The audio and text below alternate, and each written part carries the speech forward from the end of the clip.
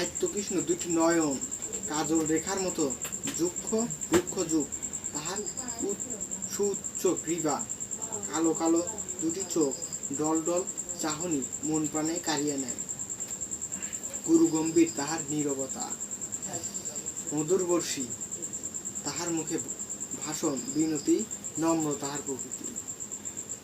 তিনি দীর্ঘ নন, খুব পূর্ব নন, কৃষ্ণ নন, তিনি অপূর্ব পুলক দীপ্তি, তাহার চোখে মুখে বলিষ্ঠ পুরুষের ব্যঞ্জনা তাহার অঙ্গে। বড় সুন্দর, বড় মনোহর সেই অপরূপ রূপের অধিকারী। সত্যই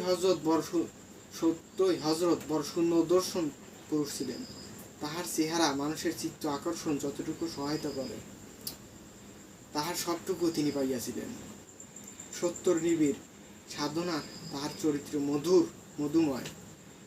সকলে ভালো থাকবেন, সুস্থ থাকবেন। আল্লাহ হাফেজ।